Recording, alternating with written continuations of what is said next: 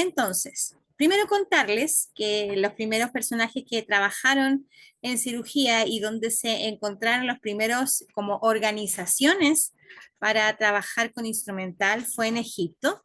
Ya ellos a través de sus sistemas de momificación tuvieron muchos instrumentos con los que fueron trabajando para hacer todo este ritual. El médico que se hizo la primera apendicectomía se la hizo a sí mismo para poder así ir capacitándose y poder desarrollar la cirugía, que fue el médico ruso Leonid Rogozov, ¿ya? Entonces, cuando estaba en la Antártida, él dijo, chuta, tengo apendicitis, así que como no se podía trasladar, se hizo una cirugía con anestesia local, aunque casi se desmaya por hacérsela, ¿ya? Y con eso se volvió muy famoso. Los pabellones antiguamente tenían dentro de la misma sala lo que eran los insumos para hacer la esterilización, ya que se hacía a través solo de calor, ¿ya? Entonces teníamos todo dentro del pabellón. También hay libros que hablan de cirugía en lo que son los imperios otomanos, ¿ya? Donde también hubo gran desarrollo de la medicina. Hasta el fin de los siglos, el del siglo XVIII, las profesiones del cirujano y el médico eran diferentes, incluso en el ámbito social. El médico era aquel que diagnosticaba la enfermedad, era aquel que estaba con la familia, era aquel que estaba presente en los momentos importantes, y el cirujano era aquel que estaba experimentando con el cuerpo y era aquel que se atrevía a abrir el cuerpo para poder ver si así se podía sanar una enfermedad. Entonces, ¿qué es cirugía como definición? Como definición, vamos a decir que es una alteración deliberada de las estructuras anatómicas con el fin de poder hacer un diagnóstico, hacer terapia o poder pronosticar una enfermedad. Entonces, este concepto de alteración deliberada tienen que marcarlo, por favor, ya porque la cirugía se decide hacer, no es que sea un accidente, no es que ocurra porque no hubo cuidado, se decide hacer un corte, se decide hacer esta alteración. Ya habíamos estado viendo algunos ejemplos de clasificación de las cirugías y habíamos dicho que las opcionales eran aquellas que el paciente decidía hacérselas y no era que las necesitara, sino que por opción, por decisión, quería hacérselas, a diferencia de las electivas que se programaban dentro de un periodo de tiempo o en un plazo. La cirugía necesaria, y aquí está la patología de las que yo le hablaba el otro día, es una cirugía que el paciente necesita para continuar con su vida normal. Como por ejemplo, la patología que presentan algunos recién nacidos, que es la gastrosquisis, ¿ya? Que es cuando la pared del abdomen no cierra de la manera correcta y hay exposición de las vísceras. Los bebés nacen con todas las vísceras abdominales afuera y tienen que al ser sacado solo por cesárea, no puede haber un parto normal porque podemos tener una rotura de intestino en nuestro paciente. Y entonces lo que se hace es programar una cirugía que se necesita. El paciente no puede vivir con los intestinos de esta manera. La cirugía urgente es aquella que necesita ser solucionada en 24 horas. Y esto que estamos viendo aquí es un apéndice, ¿ya? El apéndice que es tan pequeñito, pero que también nos da tantos problemas, debe ser solucionado en un periodo máximo de 24 horas. En cambio, una cirugía de emergencia debe ser eh, realizada de inmediato, pues la vida de nuestro paciente depende de ello. A veces dentro de nuestras cirugías tenemos emergencias. No es que la cirugía haya comenzado como una emergencia, puede comenzar como una cirugía electiva, ya, o una cirugía incluso necesaria. Pero en algún punto puede haber una complicación tan grave que se puede transformar en una emergencia. Como por ejemplo una amputación traumática. Esto que estamos viendo aquí ya es una herida por arma de fuego, para lo que el cirujano tuvo que realizar una toracotomía de emergencia, ya ahí vemos el finoquieto que está separando para poder taponear el corazón. Y aquí tenemos la misma toracotomía de emergencia, pero en este caso se hizo más extensa porque el paciente tenía mayor cantidad de sangre en el tórax y había que solucionarlo de la manera más rápida posible. Este es un pequeño videíto de cómo queda o cómo quedó en algún momento un pabellón allá en el Padre Hurtado después de recibir un paciente herido con arma de fuego. Si se fijan, durante una emergencia todo se hace muy rápido, todo era para ayer, ¿ya? Hay varias bolsas de sangre ahí al fondo de hemoderivados porque el paciente se transfundió y se hizo todo muy rápido, ¿ya? Entonces, ese es un pabellón de emergencia. Vamos entonces a hablar de los principios y los conceptos de la cirugía y vamos a hablar de la herida quirúrgica. Una herida, ¿cierto? Es la separación de la continuidad normal del tejido y puede ser causada por un traumatismo o por la intervención del cirujano. En nuestro caso, nuestra herida quirúrgica es una separación que fue realizada bajo la conciencia del cirujano, o sea, él escogió hacerla porque necesitaba, con esta herida, poder acceder a las cavidades del paciente. Entonces, como la infección va a impedir la normal cicatrización, la prioridad principal es mantener una técnica estéril para evitar las infecciones y lo importante es que nosotros como instrumentistas sepamos que el tamaño de la incisión debe ser solamente la necesaria, ¿ya? Usted puede decir, pero profe, yo no decido la incisión que se le hace al paciente. No, pero en algún momento usted puede decirle, doctor, ¿será necesario que ampliemos tanto la cirugía? Hay anillos retractores, hay anillos de Pelosi con los que podemos tener más eh, espacio. Entonces es importante saber que mientras más pequeña sea la cirugía y la incisión idealmente, menos riesgos va a tener de infección. Mientras más grande sea nuestra incisión, más riesgos va a tener de infección. ¿Ya? Las incisiones paralelas a los tejidos resultan con mejores resultados cosméticos, o sea, se refiere a que sigue como la misma línea. En lo que ustedes están viendo aquí, por ejemplo, tenemos que la piel, el celular subcutáneo y el músculo oblicuo externo se hablan de la misma manera, siguen la línea de lo que es la anatomía, pero en cambio, el músculo interno y el músculo transverso se separan hacia el otro lado, siguiendo la línea de inserción. Y tenemos obviamente que las heridas deben estar bien cerradas y bien afrontadas para así poder disminuir la probabilidad de que hagan una infección. El tejido, idealmente, todo lo que está en el paciente debe manipularse con mucha suavidad para poder evitar que hayan necrosis por presión continua, ya por daño o acumulación de sangre, lo que va a permitir que haya crecimiento de microorganismos. O sea, esta cirugía no debe ser brusca, por decirlo de alguna manera más fácil. ¿Ya? Cuando el cirujano está haciendo su trabajo debe hacerlo de la manera más delicada posible. Entonces, hay tejidos como por ejemplo lo que ustedes están viendo ahí, que es un hígado, que son tejidos que en la palabra técnica se llaman friables. ¿Qué quiere decir esto? Que tienden a desgarrarse y a sangrar de manera muy rápida. Entonces, cuando se hace manipulación de este tipo de tejidos, el cirujano tiene que hacerlo con cuidado, ya porque ustedes se fijan en el cambio de coloración que hay, aquí está un poco más café y aquí está más rojito, puede que la manipulación le haya ocasionado un trauma. Y el trauma es un riesgo de infección para los órganos del paciente.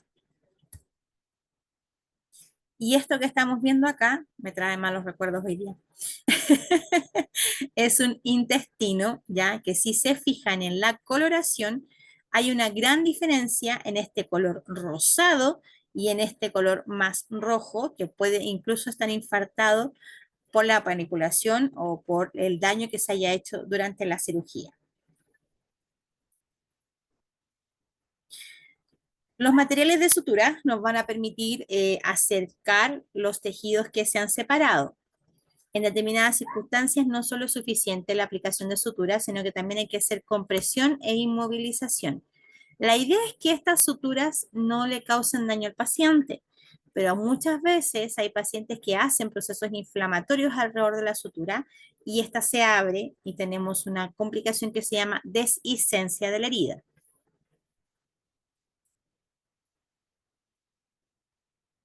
Como por ejemplo, en este caso, si se fijan, hay una inflamación alrededor de lo que se trató de cerrar, ¿ya? Tenemos una herida superficial de piel y muchas veces pasa en esta herida que es la episiotomía del parto, ¿ya? Muchas veces el material de sutura es rechazado y la paciente queda con este tipo de herida. Entonces, tiene que haber también, aparte de la sutura, muchas veces nos piden que dejemos un parche compresivo. Y eso quiere decir que tenemos que dejar presión o bien apretadito el parche sobre la herida del paciente. Vamos a ver este tipo de parche compresivo en cirugías que son grandes, extensas y que necesitan estar apretaditas ya para que no haya acumulación de líquidos debajo de ella y haya una posible infección. Entonces, dado esto y pensando en las suturas, vamos a hablar de tres tipos de cierre quirúrgico. El primero, que es el común y el que se utiliza para todas las cirugías, se llama sutura primaria o cierre por primera intención. Esta técnica se va a aplicar a las heridas limpias o limpias contaminadas y automáticamente al finalizar la cirugía se cierran todos los bordes, no se deja nada abierto. Entonces, terminada la cirugía, los tejidos son afrontados, ¿ya? Y cerrados para ayudar al proceso de cicatrización. Entonces, se hace una incisión limpia, hay una sutura temprana, podemos ver un punto intradérmico, además de los puntos de la piel, y la cicatrización fina que hay posterior a esto. Este es el ideal. Uno esperaría que todas las cirugías terminen con este tipo de cierre primario. Pero tenemos un segundo tipo de cierre que se llama cierre por segunda intención y es cuando la herida se deja abierta para que cierre por sí misma. Generalmente la utilizamos en heridas infectadas, en heridas superficiales, en heridas punzantes y también nosotros en pabellón utilizamos mucho el cierre por segunda intención para la inserción de los drenajes, ¿ya? Cuando le dejamos al paciente puesto al ladito de la incisión una manguerita que está sacando exudado de la cavidad, que es un drenaje, al paciente se lo van a dejar puesto algunos días y cuando se lo saquen, se lo van a traccionar y esa herida le van a poner un parchecito y va a cerrar por segunda intención, o sea, va a ir cerrando solita desde adentro hacia afuera. Aquí tenemos una imagen, por ejemplo, de una herida a los 9 días recién, si se fijan, a los 12, 16, 20 y 22 días, cómo va solito el cuerpo creando estas capas nuevas para poder cerrar la herida. Lo importante sí de este tipo de cierre es que la herida se mantenga limpia y cubierta. En este caso, lo que ustedes están viendo aquí es un paciente al que se le retiró un drenaje.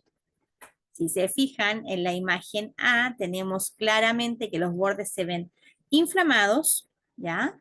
Se ve todavía con un poquito de sangre, pero ya en la imagen H, ustedes logran ver que ya está cerrado. Si bien la cicatriz que queda no es la mejor, pero sí el cierre por segunda intención es bastante favorable porque el paciente está creando sus propias células para poder hacer la recomposición de esta piel que está herida. Y el tercero, que es el más complejo, es la sutura primaria diferida o el cierre por tercera intención. En este caso, las heridas con alto riesgo de infectarse son parcialmente cerradas. Generalmente se cierran las capas profundas, pero el tejido subcutáneo hacia arriba queda abierto. Una vez que se ha estabilizado, se cierra la herida. Este tipo de cierre está reservado para pacientes que se les ha hecho una laparotomía, por ejemplo, exploradora, o han tenido un abdomen agudo y han sangrado mucho y han tenido muchas riesgo de complicaciones, riesgo de infecciones.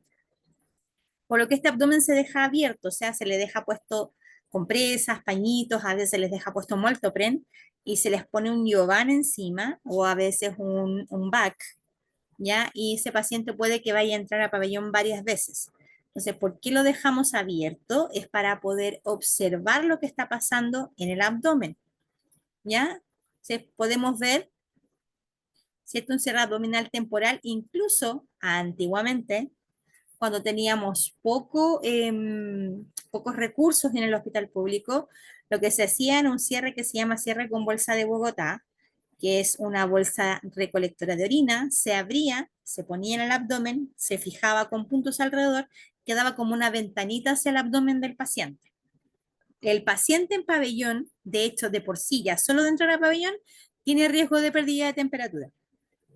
Y en la sutura primaria diferida, ya eso aumenta el riesgo por tener más abierto el cuerpo, por decirlo de alguna manera. Entonces, como resumen, tenemos esta imagen. La intención primaria, cierre de la sutura primaria, es aquella que cierra automáticamente después de la cirugía. El cierre por segunda intención es aquella que dejamos que la herida se cierre solita. Y el cierre diferido es cuando dejamos la herida abierta un tiempo y después la cerramos cuando ya esta está más sanita. Cuando hablamos del cierre diferido, también hablamos del concepto del packing quirúrgico. El packing quirúrgico se utiliza, como les decía, para pacientes que a veces tienen hemorragias incoercibles. ¿Qué quiere decir esto? Una hemorragia incoercible es cuando el cirujano se fija, y nosotros también podemos ver que cualquier zona de la cavidad sangra, a pesar de los puntos, a pesar de la coagulación, a pesar de todos los trabajos que se hacen, sigue sangrando, sigue sangrando. Entonces, lo que se hace es hacer una laparotomía contenida. Se colocan varias compresas dentro del paciente y este paciente se va con todas estas compresas del pabellón. Se le cierra con un cierre diferido, o sea, se ponen estas mallitas, estas bolsas a veces para poder mirar y el paciente va a volver al día siguiente para un aseo. Lo que buscamos con esto es compresión, ¿ya? Porque a veces solo con comprimir, con apretar, deja de sangrar, pero al retirar todo vuelve a ser una hemorragia. Entonces, este concepto se utiliza para pacientes que tienen hemorragias severas.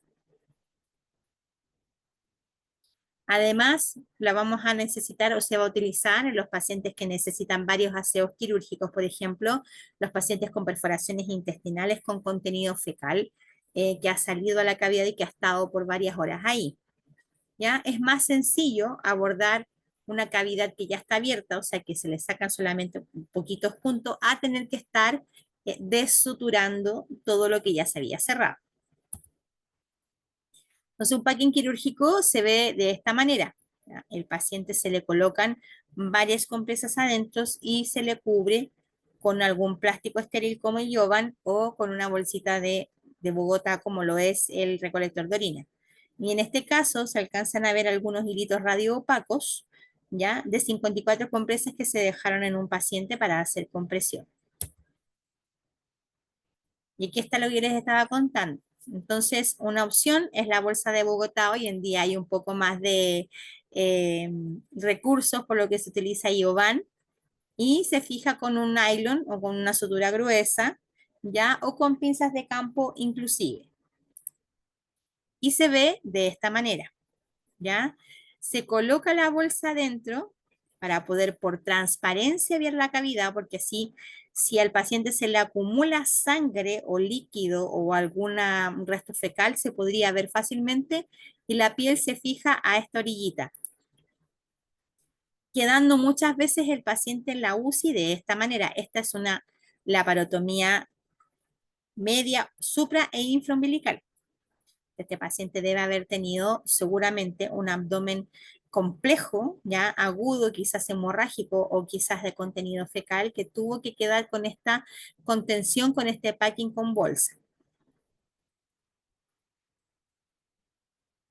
Si se fijan en la imagen que está aquí arriba, bueno, en estas tres imágenes tenemos bolsas de Bogotá que están dando con sangre. En esta hay un aumento de volumen exacerbado.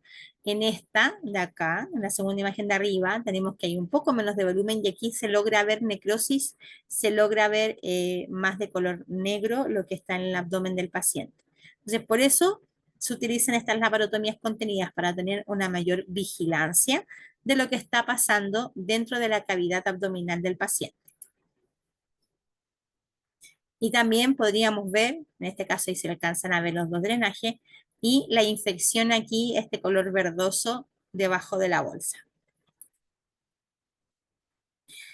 En cuanto a la clasificación de las heridas del pabellón, vamos a tener que hay una clasificación que se llama herida limpia, que son el 75% de todas las heridas que se realizan en el pabellón y que no tienen riesgo de infectarse, ¿ya? Son aquellas heridas que no tuvieron contacto con ninguna flora, generalmente son las heridas de piel, generalmente son heridas superficiales. La segunda clasificación son las heridas limpias contaminadas, y aquí es cuando nuestras heridas tienen contacto con lo que son la flora habitual normal de los tractos. Como por ejemplo, tenemos las limpias contaminadas cuando hay un huesito, ¿cierto? Porque eso estaba estéril. Esa cavidad no está acostumbrada a estar en contacto con el exterior. Lo mismo pasa cuando hay contacto con la flora intestinal, con la flora gástrica, ya son heridas limpias contaminadas. Ahora, vamos a tener, bueno, ahí tenemos cierto hígado, tenemos colon. Vamos a tener también aquellas heridas que son heridas contaminadas, donde hay gran cantidad de salida de líquidos infectados de los tractos y no se ha podido conservar la técnica aséptica. Esto va a pasar en las peritonitis, que son heridas contaminadas, y también cuando hay abscesos, ¿ya? Los abscesos son estas colecciones de pus, ¿cierto? Que se pueden formar en algunas partes del cuerpo. Entonces, si este se revienta, se rompe y hay salida de esta pus hacia la cavidad abdominal, vamos a tener una herida contaminada. Y vamos a tener las heridas sucias que vienen infectadas por traumatismos, cirugías o lesiones previas. Generalmente las vamos a tener una herida sucia, por ejemplo, cuando hay una herida que está con una acumulación de pus debajo de la piel y hay que abrirla para poder hacer el aseo.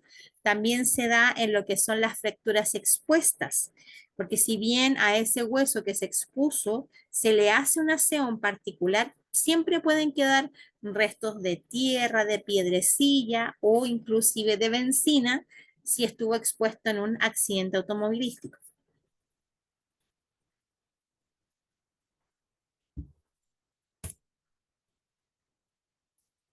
Entonces, ¿cómo se realiza la cicatrización de nuestra herida una vez que está cerrando?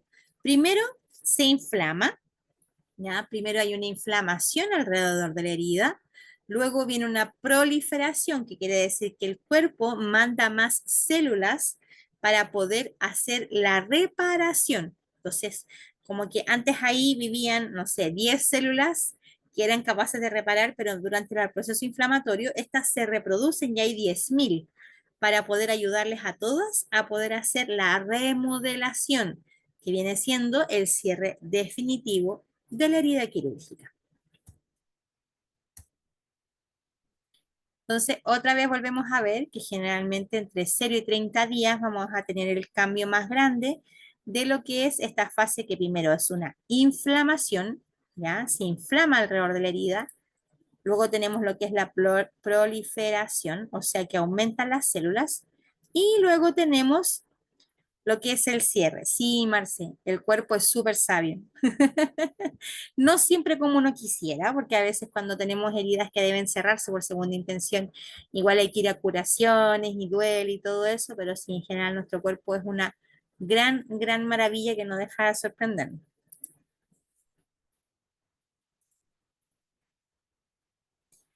Las formas de cicatrización, vamos a tener que una herida cerrada es lo mejor, obviamente, porque va a cerrar de forma favorable y vamos a tener menores riesgos para el paciente. Entonces, todas nuestras heridas idealmente deberían evolucionar como heridas cerradas, pero también Hay algunas heridas que son más complejas, por ejemplo, esta imagen es de una paciente que tuvo una abdominoplastía que no funcionó y que se infectó, ¿ya? Estas heridas hay que dejarlas abiertas porque son muy grandes la extensión de su infección, entonces hay que ir realizando aseos quirúrgicos continuos hasta poder recuperar un poco y pensar en algún momento quizás en hacer un injerto para hacer una reparación definitiva.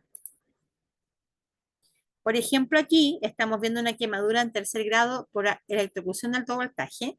Entonces, este tipo de herida no hay cómo cerrarla porque este tejido, al estar quemado, se desgarra. Entonces, hay que ir poniendo ciertos parches especiales y haciendo curaciones para que esto vaya de a poquito proliferando y poder hacer el cierre final de la herida. Muchas veces estas heridas terminan con injertos para poder cerrarlas. Y también tenemos que saber nosotros que hay pacientes que tienen heridas crónicas. Generalmente lo tenemos relacionados a pacientes diabéticos, ¿cierto? Porque por algún trastorno patológico la herida cicatriza hasta cierto punto y después no cierra más. También tenemos aquí las úlceras por presión, o sea, las lesiones por presión, perdón, ya que se dan en nuestros pacientes que están postrados, son unas heridas que cierran hasta cierto punto y después ya no siguen cerrando. ¿Qué factores van a influir en esta cicatrización del paciente? El estado nutricional de nuestro paciente, ¿ya? Porque como hay varias proteínas que participan en la cicatrización, los pacientes enflaquecidos o con alteraciones alimentarias y también en el otro extremo, los pacientes obesos mórbidos van a tener grandes riesgos a tener alteraciones en la cicatrización. En la edad pasa que el metabolismo se vuelve más lento, entonces nuestros pacientes adultos mayores pierden la tonicidad y la elasticidad de sus tejidos, por lo que se hace más difícil que ellos tengan una buena cicatrización. O sea, son factores de riesgo. Si yo tengo un adulto mayor enflaquecido, ya tengo dos factores de riesgo para que esta herida cierre de manera normal. El peso, como lo mismo que hablábamos antes, ya tiende a ser más vulnerable los tejidos, porque hay más panículo adiposo, hay más grasa. ¿Ah? Entonces, mientras más grasita hay en el cuerpo, a veces hay personas que son delgadas y que tienen mucha grasa. ¿Ya? Entonces, no es solo que sean pacientes obesos. También esto tiende a ser un factor de riesgo al momento de lo que es la cicatrización. La deshidratación, cuando los pacientes han estado, por ejemplo, mucho tiempo sin tomar agua, los pacientes que hacen ayuno seco y que se van a operar, también tienen una alteración metabólica, por lo que es importante que nuestros pacientes antes de su ayuno tengan una buena hidratación, porque esto también contribuye a la cicatrización. Los pacientes que tienen alteraciones en cuanto al aporte sanguíneo, por ejemplo, los pacientes que tienen varices, los pacientes que tienen alguna dificultad, alguna alteración, en cuanto a su aporte sanguíneo también van a ser problemas al momento de cicatrizar. Y aquellas personas que tienen eh, enfermedades autoinmunes también tienen más dificultades en lo que es la cicatrización. Y bueno, obviamente las enfermedades crónicas como las diabetes, las neoplasias, tardan más en hacer cicatrización. ¿Qué complicaciones vamos a tener en la cicatrización? Vamos a tener aquellas cicatrices que conocemos como queloides, que son las hipertróficas, o sea que en la fase de proliferación, ellas en vez de producir 10.000, producen 100.000. Entonces, esta herida sobre cicatriza, quedando con este tipo de marcas, que esto no es una cicatrización normal, es una sobrecicatrización. Además, dentro de las alteraciones vamos a tener las adherencias. Y esta palabra, chiquillos, es súper importante porque las adherencias son algo que nos trae un montón de problemas en cirugía. Literalmente, las adherencias son es que las estructuras anatómicas, en vez de estar separadas, estén pegadas. Y eso causa un montón de problemas y conflictos. Ya hace las cirugías más demorosas, hace que tengamos más riesgo de hemorragia, hace que tengamos más riesgo de rotura de estructuras, ¿ya? Generalmente se da mientras más cirugías tiene una persona, más riesgos tiene de desarrollar adherencia, pero también generalmente puede ser porque ha habido sangre en la cavidad, porque ha habido contaminación por bacterias, porque ha habido una isquemia, o sea que le ha faltado irrigación a ese lugar o ha habido una lesión mecánica. Generalmente la gente no siente que tenga adherencia. Esto no es que se descubra con una ecografía, esto descubre in situ. No hay síntomas, pero generalmente cuando ya la persona lleva muchos años de adherencia y es adulta mayor, puede haber obstrucciones intestinales. Y se ve en la pantalla por laparoscopía de esta manera. Se pueden ver muchas adherencias, ya que está todo pegado. Ustedes van a escuchar decir a los cirujanos, no, está todo pegado. O se pueden ver unas o dos más severas incluso, que el órgano esté directamente pegado a lo que es la pared abdominal, porque fíjense, esto de abajo es órgano y esto de arriba es pared abdominal. Entonces, estas telitas de araña son las adherencias, que se ven también de esta manera. Y a veces, chiquillos, estas adherencias están ricamente irrigadas. Tienen pequeñas venas que cuando el doctor trata de cortarlas sangran muchísimo. Entonces, esa es la otra dificultad. Otra complicación de la cicatrización que puede haber en algunos pacientes es el seroma, que es cuando se acumula líquido linfático en un espacio del cuerpo. Y esto es porque algunos pacientes tienen problemas con su drenaje linfático. Entonces, no hay un lugar, no es un lugar donde haya existido espacio, sino que, por ejemplo, en esta imagen, debajo de la grasita y antes de la aponeurosis, debajo de lo que es el celular subcutáneo, se empieza a juntar esta linfa y en vez de buscar un lugar para salir, lo que hace es juntarse, portarse mal e infectarse. ¿Ya? Eso es un seroma. Aparte de los seromas, también podemos tener hematomas, ya que es cuando hay una colección de sangre acumulada. Esto puede manifestarse como una complicación en las primeras 24 horas de la cirugía y a veces es tan severo que hay que hacer una reexploración. Por ejemplo, en esta mastectomía la paciente desarrolló un hematoma muy grande y a veces estos hematomas deben entrar a pabellón para drenarse, encontrar el vaso que está sangrando y que está provocando este hematoma, coagularlo y poder avanzar. Por ejemplo, si ustedes se fijan, en este paciente tenía una inflamación bastante severa, un aumento de volumen de lo que era la cirugía, en este caso en una prótesis de rodilla, ¿ya? Y lo que había era acumulación de sangre, por lo cual tuvieron que abrir y drenar el hematoma que había debajo. Y este es un hematoma que no es quirúrgico, que es un hematoma que se produce solito, y es uno de los más temidos en neurocirugía, que es el hematoma subdural. ¿Ya? Que a veces por esa depresión, a veces por aneurismas rotos, ya tenemos este sangrado a nivel del cerebro. También podemos tener el absceso, que es una colección de pus, debido a que alguna bacteria se metió hacia ese lugar y puede juntarse en diversos órganos. Por ejemplo, ustedes están viendo aquí, ¿ya? Un absceso hepático. Fíjense en la referencia de la imagen. Dice, se ha introducido una tijera de Harrington de 25 centímetros para dar una idea de la profundidad de la cavidad. O sea, cuánta pus se juntó al lado del hígado. Y fíjense que el Yankauer está tratando de aspirar este líquido blanco que es el absceso y se ha creado una cavidad bastante grande. Fíjense cómo se ve posterior a que se drenó el absceso. O sea, este paciente tiene que quedar con un tratamiento antibiótico a mucho tiempo posterior, ¿ya? Y además aquí hay que hacer un buen aseo, un lavado, sacar toda la cápsula de lo que es el absceso y ahí recién ver si la cápsula sale completa o reseccionar esta parte del órgano que estaba con el absceso. Y obviamente la infección, que es una complicación de la cicatrización, para eso tiene que estar la cavidad cerrada, tiene que haber un agente infeccioso y tiene que haber un huésped susceptible.